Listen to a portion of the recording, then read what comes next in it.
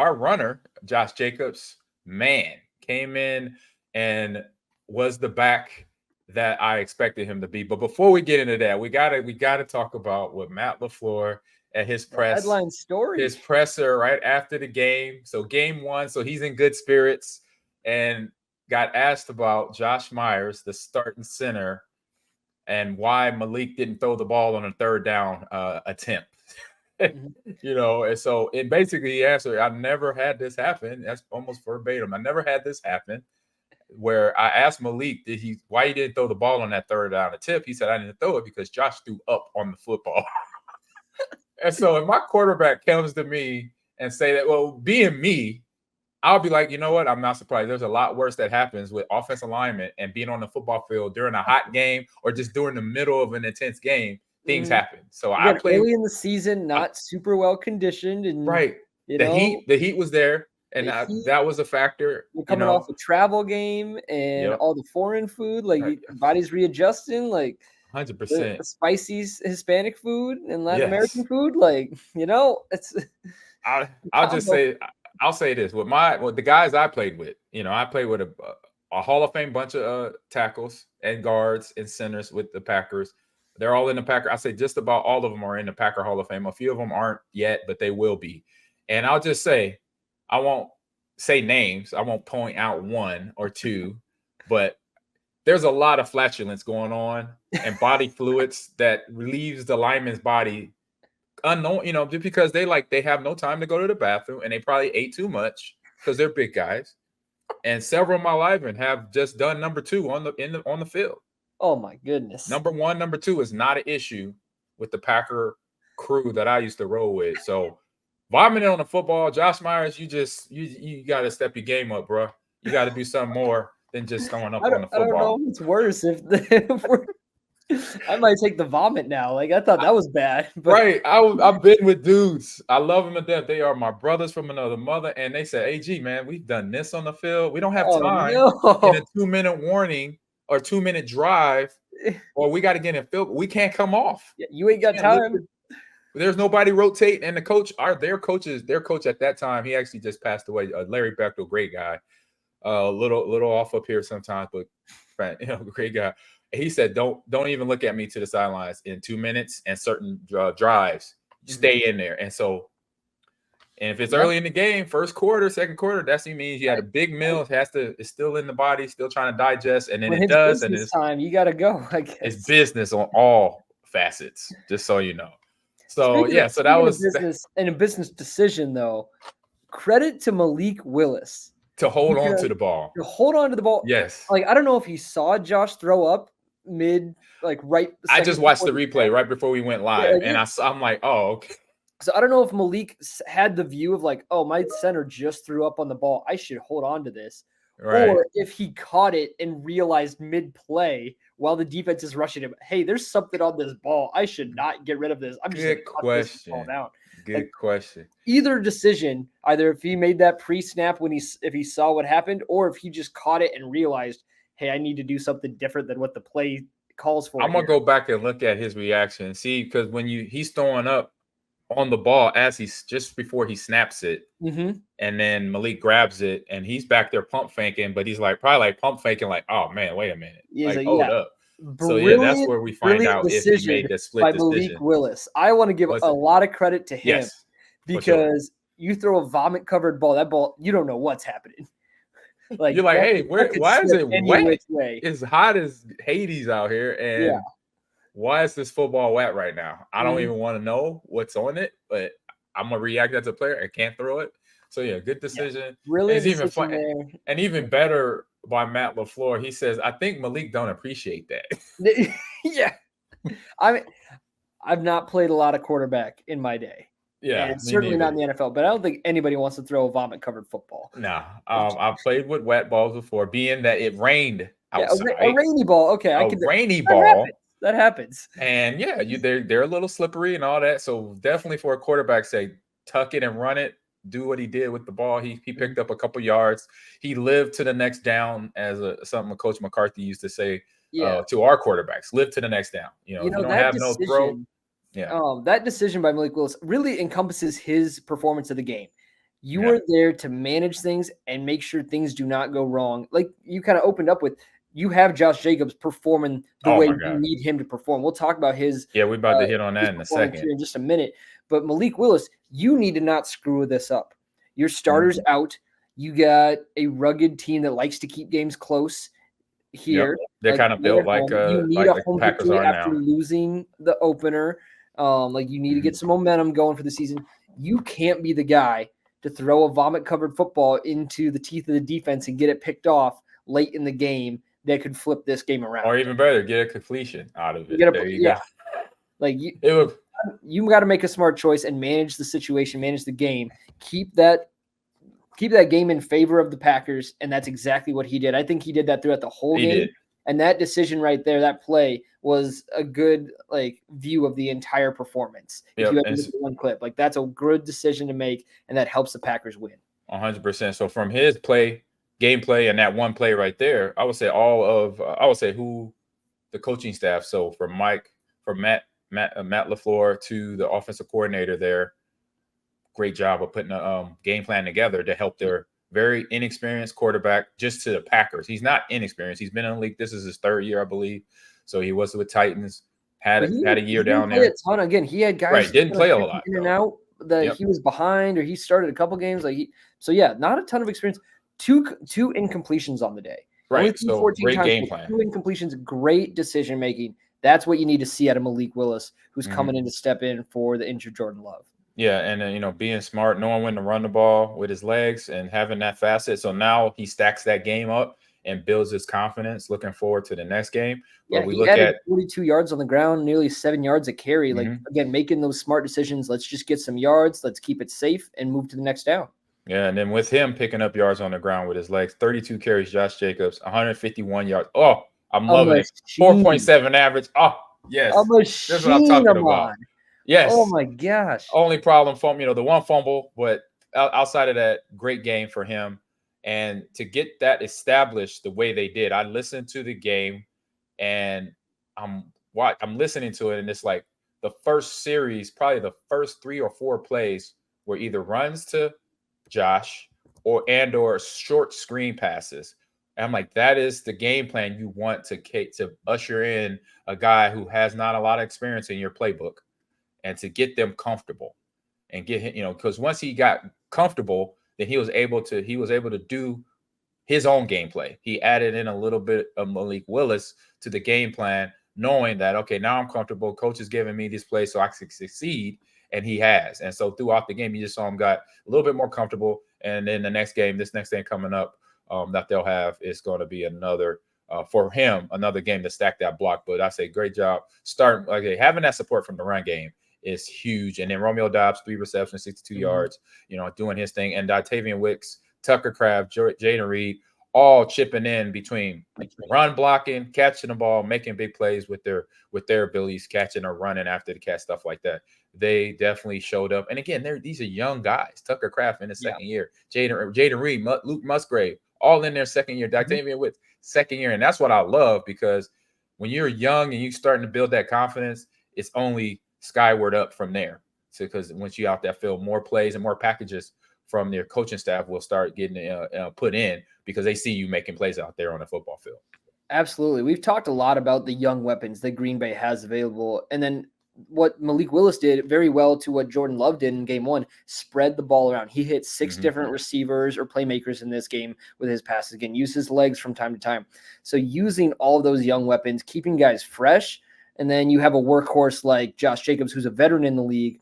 Ahman, I don't know how many times in your career you had 30+ carries, but you got to be gassed after a game like that. He was working as a machine. Yeah. You know what? I could look it up. I'll look it up next. And so when we come on Thursday later this week, I'll find out and let you know. But you know what? The 30+, I've had a couple 30+ games in my career, carry games. And you know what? I was not as beat up or sore as I thought I would have be then. Maybe because once you get in a rhythm, you're just in that zone, and you're getting the ball, you're either getting a handoff to you or you're catching balls out of the backfield as a reception, and you're just getting that groove. And he was in that groove. Like even in that fumble, the next series after that, just keep on chucking and chipping away and beating up the Colts defense, DeForest Buckner was a little in and out of the game. I think he ended up eventually, like late fourth quarter, he was done. But he played most of the game. He missed last week's game with a sore back, but came in against the Packers. So early in the game, even though you would have thought he was not in there because Jacobs was picking up yardage. I think it was obviously to DeForest Buckner, one of their big run stoppers, soft tissue injury there with the back soreness. So right there, it just showed where that offensive line for the Packers, Josh Jacobs and crew, Marshawn Lloyd will come off the bench, Wilson as well, Emmanuel Wilson, helping with that rotation. And now this is the run game, even if it's not for the Packers, this is for any team. This is how you need to do it. You give one guy majority of carries. 150. Exactly. You give the guy more majority of carries, and you rotate the other guys in as need be to give your main running back rest. And then when he's full go, put him back in the game and go from there and beat some on the defense. And as a team, averaging 4.9 yards carry, that's half a first down. A first down every carry. That's what you want to see. And one thing I loved about the Packer line, getting to that second level quickly. You mentioned, again, DeForest Buckner kind of in and out with that injury coming back, but like they were able to get to that second level and get to those backers a little bit quicker than I think against the Eagles we saw in week 1. So that opened up some more lanes in the rushing attack. And that allows you to, again, get that 3-4 yard push. Now you're getting 4 or 5 yards of carry. Yep. Okay, let's flip on to the other side of the ball. We talked about the offense. Let's talk about this defense and how they D'd up Anthony Richardson, excuse me. But obviously still great running back. Jonathan Taylor was hard to you contained him, but you didn't let him explode. But he had some good runs. So let's talk about that a little bit with how the defense for the Packers handled the Indianapolis Colts offense. Yeah, Jonathan Taylor is going to be a workhorse for them. He's going to get his yards, and he had a couple breakaways. He had a long of 29, 103 yards, 8.5 yards per carry. But again, we talked about this in the pregame in our preview.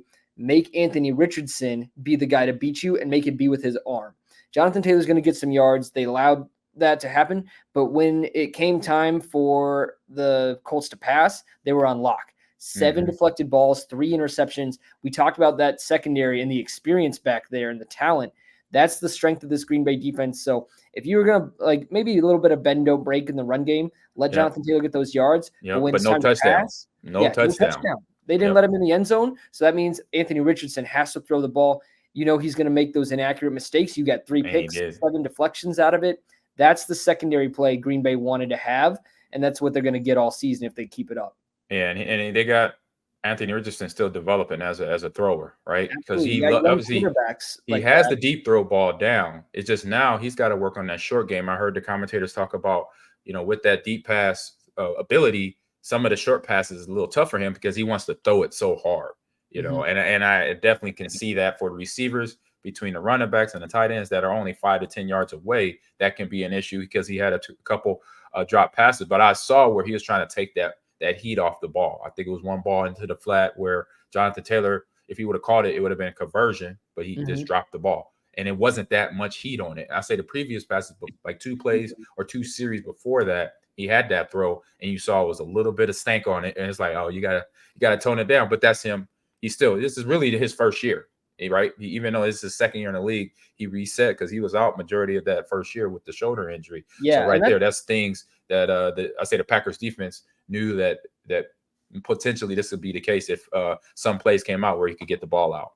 Yeah, some limited experience there for Richardson. I think that's one of the things that benefits the Packers with this game early in the season versus later in the season. Richardson would have a lot more time to develop more chemistry with those receivers, understanding their route patterns, understanding their route speeds, and being able to lay the ball in a little bit better. Since he's still developing that and a little bit of inexperience, Packers defense with that veteran secondary taking full advantage. Again, knocking down a lot of balls, getting 3 picks, and keeping the ball, again, just out of Jonathan Taylor. Because if you get the turnovers in the passing game, Jonathan Taylor can't run. Right. So exactly. That's one of the most important things. Again, we kind of laid into it early, but the Packers needed to make Anthony Richardson beat them with his arm because that's unlikely. And the Packers did exactly what they needed to win this game. Yeah, so it's still defensive back or defensive ball side of the ball. Back end, you got Xavier McKinney, been in the league for a few years, but first year with the Packers. Evan Williams, Eric Wilson, all 3 of them new players in that defensive backfield, all got picks. That means they're getting in the game. And I love this because I was a product of playing young at Nebraska. I started my freshman year. And in Seattle, it became a special teamer and starting on special team. And I think it's a benefit when you let the young person come in and play, because then that confidence, if you have this confidence and support from your coaches, this is what you have in that player. Like I said, it's just the sky's the limit for those players, because they continue to know what to do. It's not a whole lot of questions they have to answer or ask to a coach, because they're starting. Right? Mhm. They're starting on an NFL roster, so they're doing what they're supposed to do. So having those 3 guys and other players, because I think Eric Stokes went out for a little bit. I don't know. I can't remember what it was, but he came back in. Wasn't much difference with him in or out of the game. And it just helps with a little bit of Anthony Richardson's experience, but also looking forward to other games coming up. They got Malik facing his old team, the Titans, this weekend coming up, which is like, how does that work out? Yeah, It's always interesting in that standpoint. You mentioned playing as a younger player. You get to make a couple plays, and now you start really building your confidence, because not only, okay, the coaches trust me because I'm in here, I'm a starter, but you trust yourself a little bit more when you go out there and you knock a ball down, when you go out there and you make the tackle, or you go out there, you're in the position and you get an interception. Like, you're making the right plays because you're in the right spot and you're practicing. Well, you're playing how you practice. You're showing that everything you're doing in preparation work is actually translating to the game. Yep. And that's one of the most empowering things as a player. Obviously your coaches are going to feed off that and give you more reps, give you more opportunities, and put you in better positions as they see what you can do. But I think you're right, that young secondary, and combined with some of the veterans and that young, just offense, even again, back to the Packer offense with all those receivers, catching a couple balls in your hands, getting a few yards, getting a first down, you're contributing to the team, and you're feeling like, okay, we can start building something here, and we're all going to be a contributor. Exactly. So then now let's switch gears to special teams and wrap up what's going on this week to with Malik and Josh going to lead into the next game against the Titans. So we had Brendan, Nervison, the kicker, who was new. Also another young guy in there, was 3 for 4, 75% field goal range or field goal percentage there. A couple deep balls he had to hit in there, missed the one. But I think so far coming in, be able to go 3 for 4 as a field goal kicker and being young, I think a lot of that means for him, he understands how to handle that pressure. So hats off to Braden and the special teams coordinator to have him out there and getting some reps in. The rookie coming in most recently from North Carolina State is final year, but he kicked at Iowa State, kicked at Western Kentucky for a long time, was hovering just below 80, 78% career field goal percentage in college. So staying right around that with his first few kicks here to at home in Green Bay. Obviously, this was a good weather game. He better get ready to start kicking in some cold weather and some rough weather game. But this is where you want to start building those confidence. 3 of 4, not a bad way to start. Yep. So all around good win. Special teams was good. Defense was good, and then the offense was even better. And then again, it starts with the coaches and the game plan. So we, where Malik could go out there and basically, play within his boundaries of knowing his, what he knows with the offense. So now they got his old team coming in this weekend. So we'll talk more about that on Thursday. We'll get digging it heavier than that. But with this game, I'll say, I don't know if you want to hand out grades, but I'll say overall, for game number 2, where you lose your starting quarterback for the year, so your reaction as a team, coaching staff, and players. He's just injured for right now. We're not sure on the year. No, I'm sorry. I said year. Yeah, I mean, for a few weeks. Don't make us panic yet. No, a few more weeks. Sorry. Yeah, a few more weeks here. But still gone. I say gone for a few weeks. Yep. But now you get this from your backup, and then the defense steps in to do the job. So I'll say definitely a A. I'll say not an A. I'll say a B+ all around, because just the way, offense, even though they were built to run the ball in this game, there was some other opportunities out there to score points, the fumble by Josh. So there's always chances, opportunities to get better. So I give him a B+ on this. Yeah, I'd say my overall grade is hovering same place, B+. A, I give to the defense. I'll give a B- to the offense. Again, you did all the things that you needed to. We spread the ball, and Josh Jacobs running like a machine. But you mentioned the fumble, the turnover there, and then just finishing drives. You can't win a ton of games in the NFL unless you're the Commanders with all field goals. Unless you're playing the Giants. Yes, I watched that game too. And you kick 7 field goals and they score 3 touchdowns but don't kick points, then you can't win games with just field goals. So it's good. You're winning. You got a streak building. You got some momentum.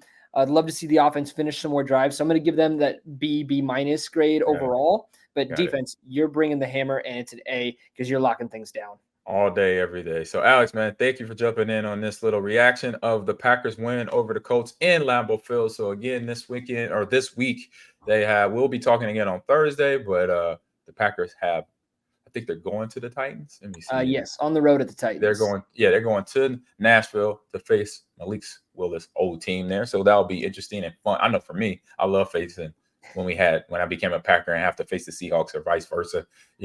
I did have opportunity to play against the Packers when I was a Texan, but I was injured. So I was like, darn it. So I had to watch it on TV. So I was kind of rooting for both because I knew a lot of guys on both. Obviously, I had my new teammates and my old Packer teammates. So yeah, I'm anxious to hear a perspective on Thursday when we talk about like what's it like facing your old team, especially for Malik Willis, who was there literally last year. Sometimes players get like a couple year gap before they wind up finding them on the schedule again. So exactly, it was months ago that he was. I had like a 3-year gap before we faced the Seahawks. So so that's a good conversation, and we'll have here on the next Bleav in Packers. So for Alex Fernando, I'm Ahman Green, Green Bay Packers all-time leader, and your host of Bleav in Packers. We'll see y'all later this week. Have a good one. Yep. All right. We're good there. All right, dude. Good job. Yeah. Make sure you stop the recording there. Yeah, I'm gonna end it right here.